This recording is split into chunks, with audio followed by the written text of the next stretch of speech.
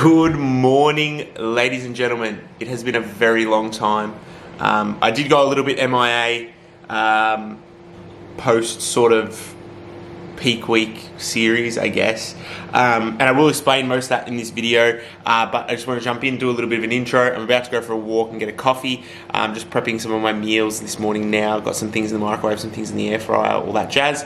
But I'm going to go for a walk, and then when I get back, I'm going to have a meal, and then we'll sit down and just quickly do a quick summary of what and how the end of the season went. And then we're also going to have a baseline leg day on the cards, so we'll go through that today as well. So I'll see you guys in a bit.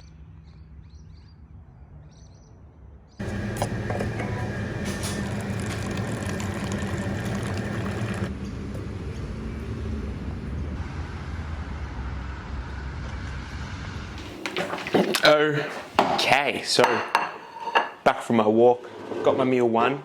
So my meal one is, sorry for the exposure, I guess, should be okay, I'm hoping. Oh, I look very overexposed. Give me one sec. We're looking good. Okay, so, got my meal one in. Pretty much I normally do a bagel in the morning, which is about 44-ish carbs. But I had some English muffins left over, so I'm just doing 2 of those, which ends up being 50 carb. 2 whole eggs. I'm doing a half scoop of Axe and Sledge homemade.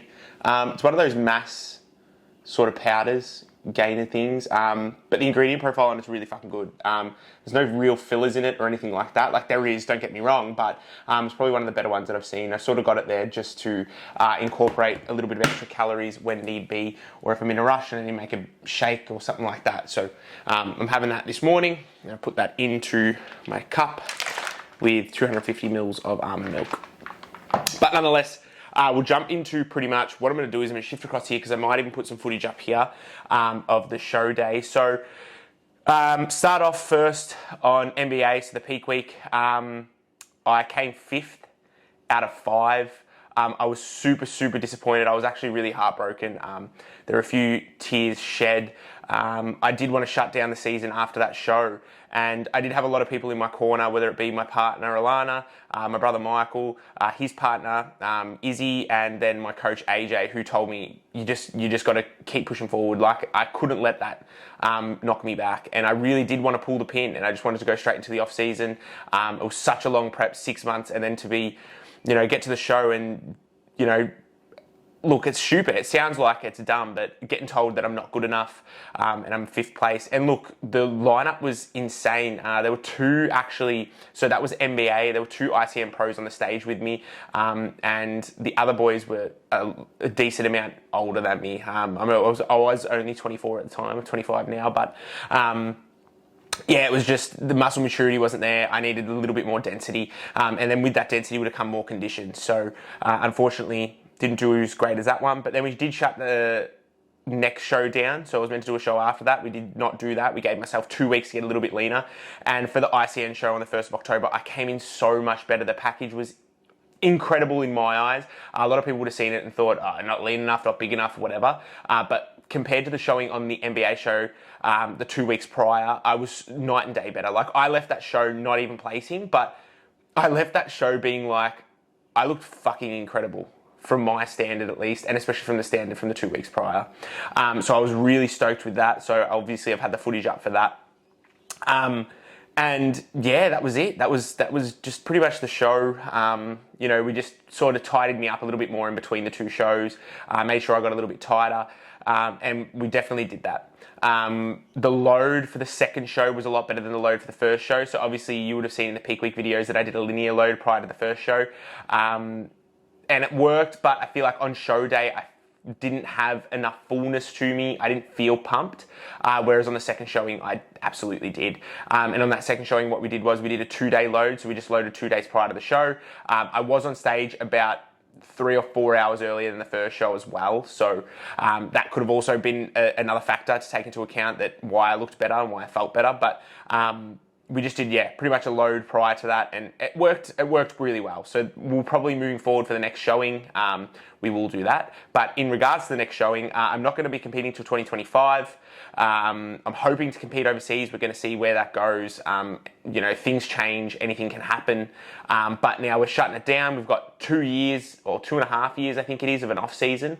And that's what this is going to be. This is going to be a series of just the off season. It does become a little bit mundane, a little bit boring, I guess, so to speak, but we're just going to try and lift fucking heavy. We're going to eat, we're going to do refeed videos, we're going to do all that kind of stuff. And I just want to pump content out. I just want people to see that the off season is such a slow process, because people don't understand that putting on muscle isn't a quick thing. Like, you don't just put on muscle mass like that quickly. So we're going to do a full season, full 2 seasons, or 2 years, not 2 seasons, off, and we're just going to pump shit out and just get everything done. So that's what this series is going to be. I haven't decided fully on a name yet. Maybe by the end of the video I'll have a name decided, but for the time being I haven't really decided on anything too much. But yeah, that's pretty much a season wrap. I'm eating now. Next clip you'll probably see is my pre-workout meal, and then we're jumping into a leg session today. And we're just going to set baseline numbers. It's not going to be too much of an intense session. You know, it's been 6 weeks now since I competed, so the 3 weeks in between was just a little bit having fun, you know, getting some body fat on. Then I had 2 weeks overseas in Hawaii, and then now we're back into it. So we're just setting baseline numbers for the off season, setting food up, and yeah, we're going to go into that, and I'll see you at the gym. Okay, so we're at the gym, just cracking on some work on the computer at the moment, just while I eat my pre-workout meal and get that down. So, pretty much pre-workout meal for the day is going to be, we got 150 grams of chicken breast, 80 grams of rice, and 150 grams of zucchini. I'm going to do 20 grams of dark chocolate, and then I've got 2 caramel rice cakes. So I bought the caramel rice cakes while I was in, while I was in the US. And I've got 2 packets, and I'm savouring the fuck out of them. I'm doing 2 pre-workout every day up until I run out. But the next clip will probably be me warming up, getting into the gym, getting everything ready to go. I'll be all mic'd up. We should be sweet. So I'll see you when we are on the gym floor. Also, pre-workout of the day is Total War. I'm going with a scuba Total War. Ooh. Alright, so I can need this on auto. Alright, we're on the adductor press. So what we're going to do is with the adductor press, we've actually got a rest pause set for 30 reps. Pretty much what we're going to do is the idea behind the rest pause is to create more muscle recruitment. And what's going to happen is it's obviously getting us to a point where we're going to hit failure. We're giving ourselves 30 seconds to rest, and then we're allowing us to get more out of the working muscle when we do go to perform it again. It's just a way to sort of exceed reps, increase intensity. There's a lot of theory that goes behind that you do lose a lot of intensity when you are doing rest pause sets. But there's 2 ways to look at it really. Like, I personally find that when I'm doing a rest pause set, my intensity goes up. My strength probably isn't there between those in between those rest pauses, but the intensity is still going to be there and it's going to maintain there. So baseline today is going to be 82.5 kilos on this. We're going to see how we go. We want to aim for the first, before the first pause, we want to aim for like 15 reps-ish. If we can get more and exceed it, even better. If not, is what it is. And then we just know next week we'll probably have to pull back, or we can see how we go. Maybe I just need more food in before this session, or a little bit more recovery or anything like that, a little bit more warming up, etc. But we'll jump into the set now.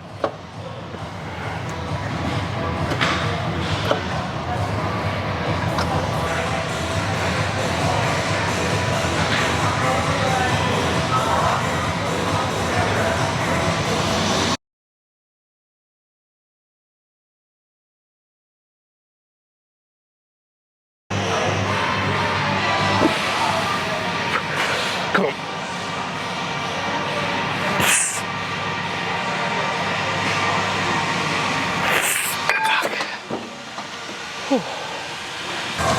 Okay, so we're going for a top set. This is the Ham Tractor by Flex Fitness or Star Track. Probably one of the best seated leg curls on the market. Well, it's not really on the market anymore. Also, I'm just going to guarantee that someone's going to walk through this shot at some point.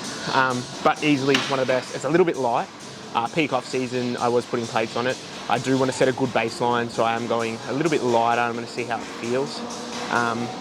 But we're going to go into the set and You see how we go, we want a 2-second hold in the contraction as well. So we're gonna get into it from now.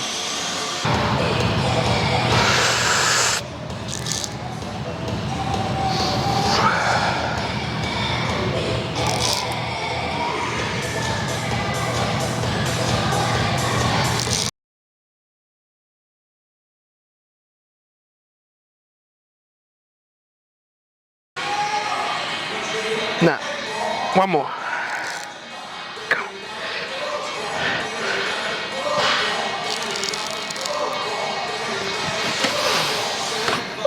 So pretty much with the leg extension, this is just a tip.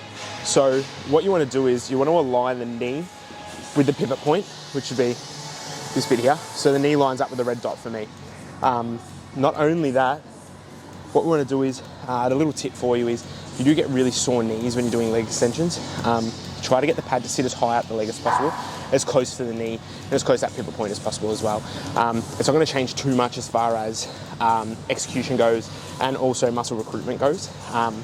So you're still fine in that position. And what we want to do is, when we are performing this movement, we want to keep a straight line between the hip, the knee, and the foot. So everything wants to be in a straight line. So you can see when you come up, everything's perfectly aligned. I'm sitting back, pull myself into the chair, and straight down. Keeping that perfect line between the hips, the knees, and the feet. It's going to create the most tension through the quads as possible.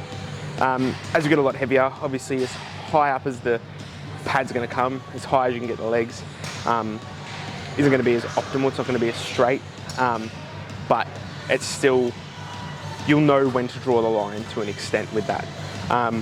So we'll get into a top set here. We're going to go relatively heavy. I like to do a lot of warm-up sets on this because I do like warming up my quads prior to pendulum squats. So we're going to give it a crack. And now that I'm thinking about it, I'm pretty sure the last video I did pendulum squats and leg press. I think I did squat press, side back squat press, but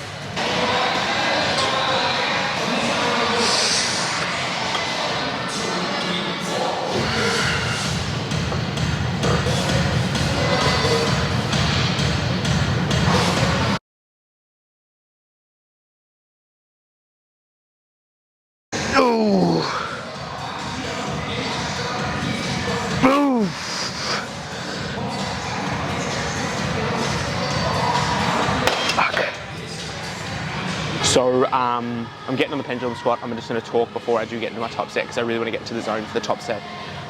Just crank a tune and really see how it goes. But what I've done is I've got the knee sleeves on. I've got the Nike Himalayas on, so they've got a bit of a heel lift. So I've got them. Obviously, I've got really poor ankle mobility. And what's going to happen is my knee flexion isn't too great when I'm doing a lot of squatting movements. So the idea behind the Himalayas is it's going to help get that extra depth. It's pretty much like standing on a wedge or standing on a plate when you are squatting. That's the equivalent. So pretty much it's just a very, very fucking expensive wedge. But that's pretty much why I do it. I just want to get knee flexion, greater quad recruitment, just because usually I'm very glute dominant. So using knees is just going to help recruit the quads a little bit more. Next clip will probably be me getting into my top set. Hopefully I do all right. I think I'm going to go for a 20 kilo plate because I just want to get the baseline, I want to get the reps right, tempo right, execution perfect. So we'll jump into that and we'll go from there.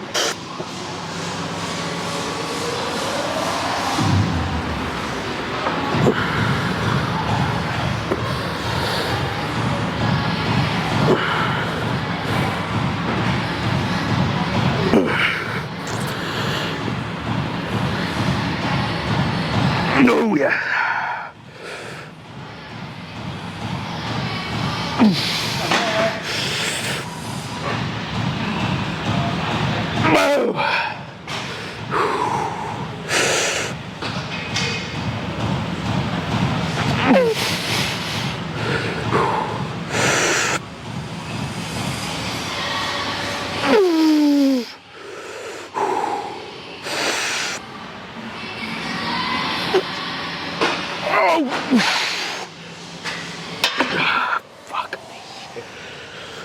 Okay, so I'm meant to be doing top banded leg press today, but I forgot my band at home, which is good. So I'm just going to do leg press. What I'm going to do is I'm going to add an extra plate on each side to what I think I could roughly do.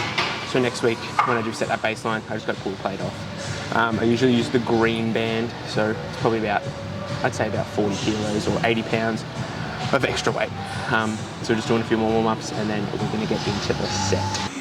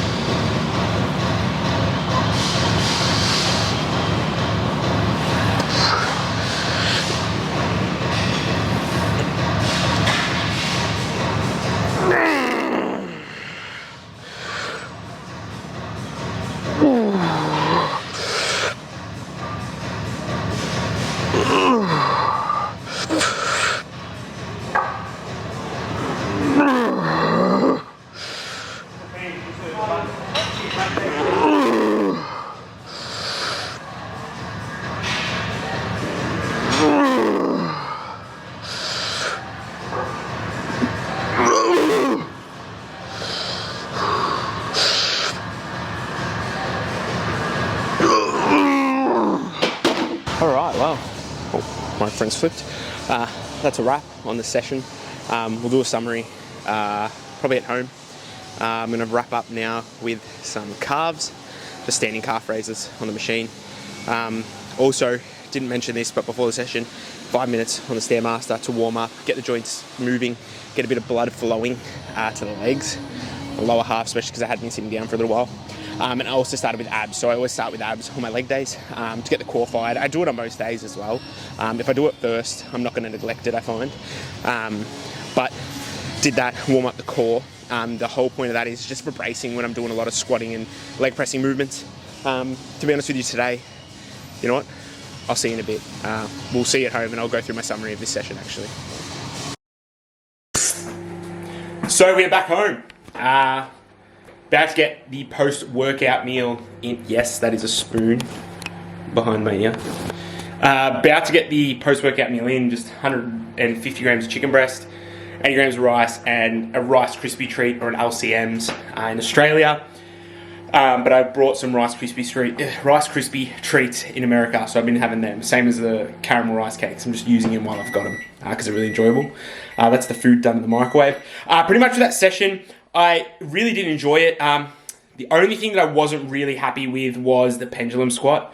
I feel like I just need to perfect it. I ended up going for 25 kilos on it. I don't know, there's just something about it. I really just need some more practice on it, I think. I don't know whether it's my bracing or the depth or where I'm placing my feet, but I feel like I do just really need to perfect the movement. And that's the beauty of off-season. I've got the time. I can perfect the movement. I was utilizing my quads as much as possible during it. That's why I'm trying to go as light as possible when I am performing it. But other than that, that is the video for the day. If you did enjoy the video, please do give it a like, subscribe, and I guess I will catch you guys on the next video. Hoping to keep this up, and I'll see you guys soon. Peace.